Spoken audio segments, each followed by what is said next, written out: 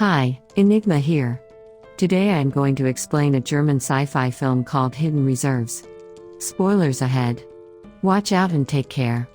Shortly, a dystopian society comes into existence in Vienna, Austria. 82% of the Viennese population live below the poverty line, and for only 1% of the population, prosperity and wealth continue to rise. Since more than two-thirds of the population is under a serious debt with no sources to pay it, an insurance company creates a new system. After death, the indebted citizens are reanimated and kept in an artificial twilight state. Their lifeless body is used for several purposes as compensation for the debt they had collected throughout their life. The dead body's mental and physical resources are used for purposes like storing spare human body parts or to use their brains to store information. Most young women's corpses are often used as birthing machines.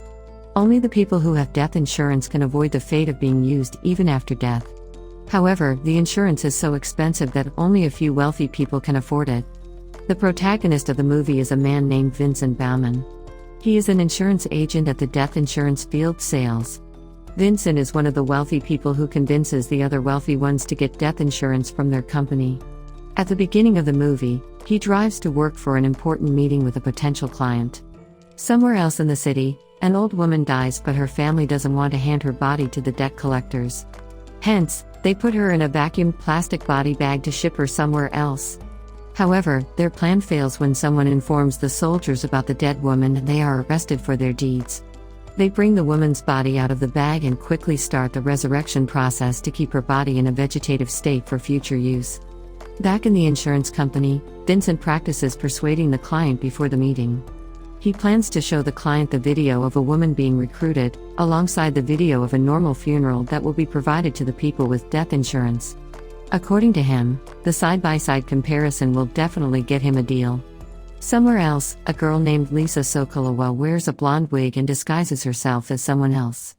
She is an activist who works against the current debt-collecting system along with her fellow activists who have formed a group called the Parallel Society. Their main aim is to turn off the life support camps where the reserved dead bodies are kept with an attack. But they still have a long way to go to achieve their goal.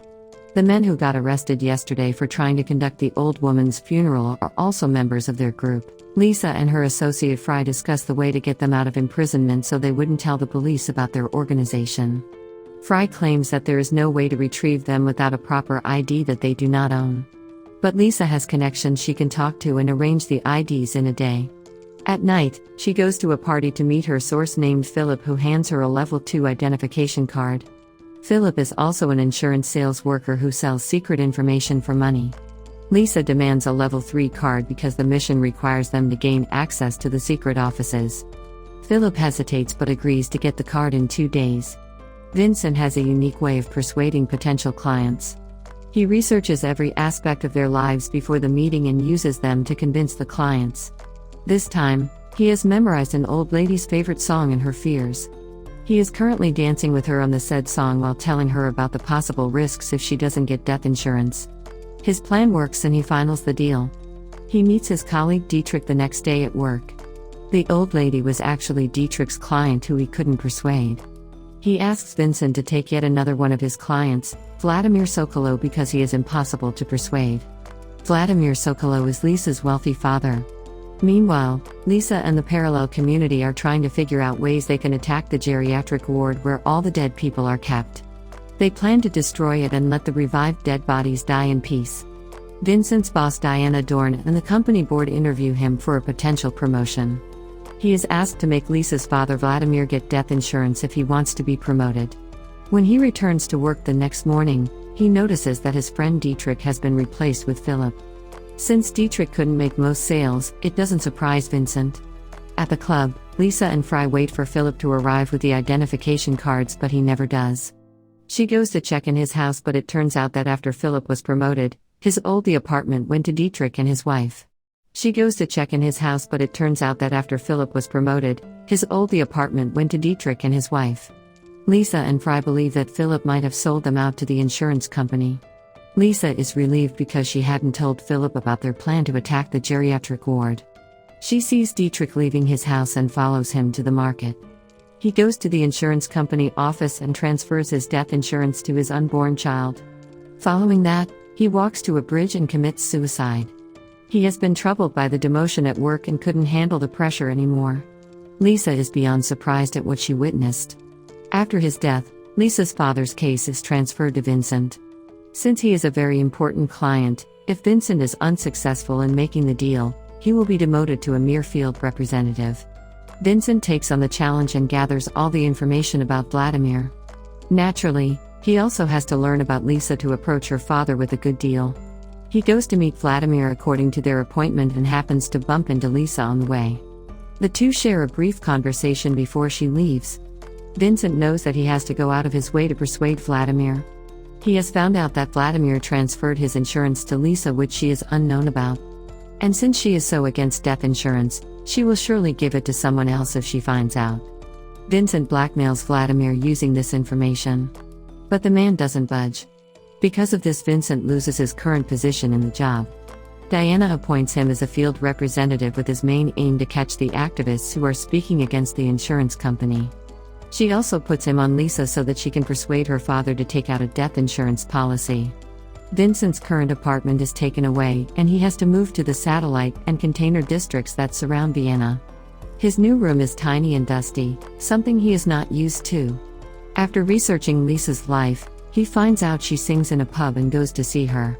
They chat briefly, after which, Lisa returns to the changing room. To her surprise, one of her friends who had been arrested, Chris, has escaped and returned to them. He is heavily injured and won't survive without proper medical assistance. The next day, Vincent again returns to the club claiming that he wants to hear her sing again. Fry says that Vincent is their only chance to get a level 3 identification, so Lisa will have to befriend him to acquire it. Later, Lisa follows him to his apartment. She rents a room with a clear view of his windows and spies on him. While she is at it, she calls him and asks to go out on a date. Vincent is suspicious of the sudden proposal, but since he has to use her to get to her father, he accepts to go. To manipulate her, he reveals that her father has transferred his insurance to her. The following day, Lisa meets Chris, who is on the verge of death. He begs her to not let him go to the geriatric ward. Lisa quickly rushes to the insurance company and transfers her insurance to Churs. He dies shortly after, but the police leave him because of the insurance. The following day at work, Vincent is informed that Lisa's father Vladimir has been in an accident and is heavily injured.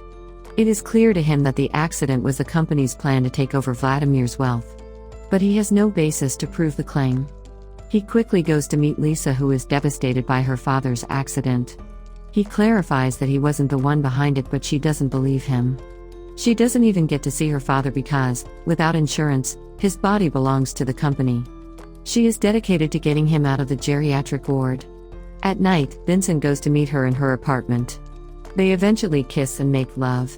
But when he is asleep, Lisa scans his wrist and steals his third-level identification. Her main motto for spending the night with him was to use him to get to the ward and free her father. The next day, the company and Vincent find out that she was successful in getting him out of the geriatric ward. Diana blames him for being careless, but Vincent had put a tracker in Lisa's bike. Using it, the police find her father and bring him back to the geriatric ward. Lisa tries to save him, but Vincent stops her, claiming that they will arrest her if she interferes. The next day, he goes to the pub again. Lisa cannot help but tear up after seeing him. He claims that the insurance company used him to get to her and that he had no connection with her father's accident. He no longer wants to help the company and is now on her side. She takes him to the life support camp where they see bodies of people being taken inside the geriatric ward. Vincent notices that one of the bodies is Dietrich's. He is disgusted that the company is profiting from their employee's death. Lisa tells him that she needs a 3-level identification card to get to her father and bring him out. Vincent agrees to give her his card if she promises that someone else will enter the ward to get her father because he doesn't want to put Lisa's life in danger. Lisa then brings him to an abandoned water park where she used to play as a kid. She reminisces about her childhood days and claims that the park is her favorite place in the entire world. That night, the two make love and share the card's information. The following day, Lisa disguises herself as an employee from the insurance company, planning to disobey Vincent and go to the ward herself. She and the others from the parallel society devise an elaborate plan to paralyze the geriatric ward from the inside with an electromagnet. Lisa enters the establishment without any trouble. Vincent finds out about this and follows her behind. Everything goes according to the plan, but when Lisa is about to attack, Philip unexpectedly stops her. It turns out that his job from the very beginning was to find out about the parallel society's plan and stop it. Outside, Fry is also arrested. Lisa is brought to her father when Vincent suddenly attacks the guard in an attempt to help her. However, before she can escape, she is shot by Phillips. She limps towards a shocked Vincent and passes away before his eyes. Phillips raises his gun to shoot him as well but stops. When Vincent opens his eyes again, Diana is in front of him. She says that unknowingly Vincent helped them with the job, so he is promoted again and is allowed to move out of the satellite town. He then gets up and sneaks into the geriatric ward to look for Lisa. He finds her with the surrogate mothers, where she is artificially kept alive to be impregnated later.